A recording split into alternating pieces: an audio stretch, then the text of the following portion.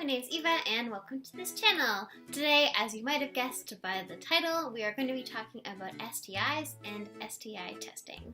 So, just to make sure that everybody is on the same page, what are STIs anyway? So, STI stands for sexually transmitted infection, and as the name implies, it is the fact that through different types of sexual acts, so genital to genital, mouth to genital, fluid transmission, they all confer a different level of risk of passing on an infection from one person to the other. So on top of using barrier methods, getting tested for STIs is a super important part of managing your sexual health. So now that we're all on the same page about what STIs are, when should you be getting tested for them? So there are different instances in which you should be getting tested for STIs. One is at the beginning of any sexual relationship or hookup. It's a really good practice to get tested so that you can share your results with your partner. This can inform the type of sexual acts you do and whether or not you're using certain types of barrier methods. Another time that you should be getting tested for STIs if you're noticing any symptoms. As you may have heard from your health class, many STIs can go without symptoms for a really long time. So if you do see symptoms, it's really important to get to a clinic right away. Another big question is, so how do you get tested? What does that look like? So when you're getting tested, there are different types of tests for different STIs. So if you're going to be giving a urine sample, that'll test for gonorrhea and chlamydia. If you're going to be getting a blood test, that'll test for HIV and syphilis. As well, like I mentioned before, a doctor can examine your genitals to see whether you have any sores that you're worried about, and that'll cover things like herpes. So some clinics don't have the facilities to test for all STIs in one location, so you might have to do a urine sample in one and then go and get blood work done in another. That's kind of just how it happens. So be sure to talk to your doctor about what you're getting tested for and where, if anywhere, you also need to go to make sure that your bases are all covered. Another thing that I want to mention about STI testing and STIs in general is that the vast majority of STIs are either treatable or they can be managed using different antivirals and drugs and things, and that means that you can, even if you do come back positive for an STI, it doesn't have to have a huge impact on your sex life or your life in general. In addition to that, kind of as a society, we shame people for having STIs, but the percent of people who will contract an STI over their lifetime is staggeringly large because people don't always use condoms, and there's a lot of STIs that don't show symptoms at all. For example, HPV, around 80% of people will have some experience with HPV over their lifetime, whether that causes no symptoms, minimal symptoms. A lot of the time your body can kind of fight it and it's not a big deal, but the moral of the story is that most people will have some experience with an STI. I kind of want to end off this video talking about my experiences with STI testing. So I've gotten tested, I believe, 3 or 4 times, all at the clinic at my university. And my experiences with STI testing have been really positive.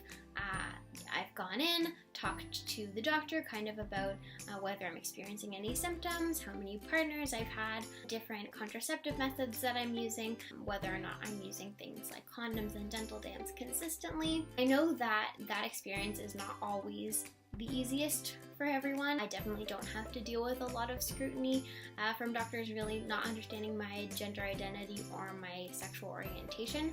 And I will link below to some articles about how people kind of have navigated that stigma. So beyond that, again, just pee in a cup, and then at the clinic that I go to, they call you if your results are positive. Quick interjection from Eva from the future. In addition to getting tested for all the STIs I've already mentioned, because I live in Ontario and am 21, I also need to be getting a pap test to test for HPV. The main thing about HPV is that if you test positive for high-risk strains of HPV, it can mean that you have an increased risk of developing cervical cancer. And I actually got in contact with an awesome at-home STI test testing organization called EveKit, which runs out of Toronto near where I live. So for the rest of this video, it's kind of my experience with them going through it. Where we're at now is that I've actually received the package in the mail. This is it. They sent it to me and I thought we would open it up and let's see what's inside. Let's see if I need scissors. The last time I did this, it was vegan candy. You know, at-home testing kits, vegan candy, basically the same thing. So here we go. This is what it looks like. It's so beautiful. And open it up. Here we go. And it says, hello. There is a little booklet and it shows you exactly how to do it. Little animations, and it tells me all these things. Should not be used if you're pregnant, should not be used during menstruation, for single use only. If we open it up more, here's what it is. And you put this part in your vagina and then I send it back. It says you can't use it when you're menstruating. So I'm gonna have to wait until my period is done before I can test it out, and then I will let you guys know how that goes. And we're back and no longer on our period. So let's do this thing. It's all done. So catch you all up. So when you twist the blue part, a little little brush comes up. So you're twisting it and it goes up your vagina and then it goes shoop, shoop, shoop, to kind of collect the samples that it needs to do the test. And it feels uncomfortable for sure because it's going up towards your cervix and that's kind of not a comfy spot. So now I'm gonna put it in a little plastic bag and send it off. And then the next time you see me, will be after that, kind of do an aftermath debrief thing. Just a quick thing that I didn't realize.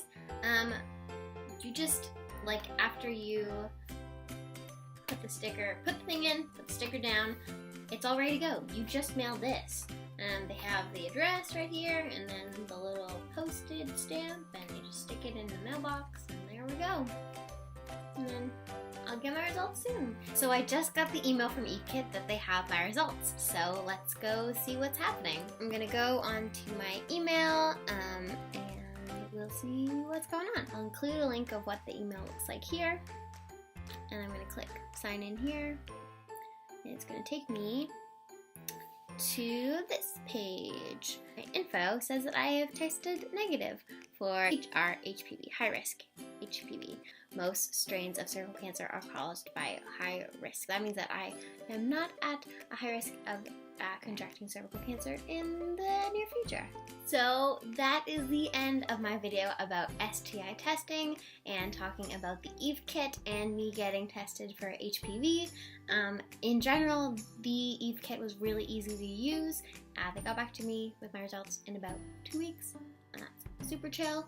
Obviously, there's a long way to go in terms of at-home STI testing kits. I wish it was less expensive. I wish it was available in more places, but it's really awesome that I was able to support something like this, so hopefully more at-home STI testing kits will continue to exist and expand in Canada, where I live. But yes, thank you so much for watching. Go get tested for STIs, and try to work on noticing and reducing stigma around STIs in general in your community and with your friends and all of that stuff. But that is all for me. Leave a comment on what videos you want me to make next. Like this video if you like it, subscribe if you aren't already, and have a lovely day.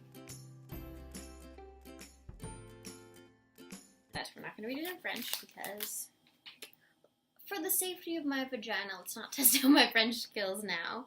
Okay, I'm not going to do it on camera. I'm going to go to the washroom and figure all that stuff out.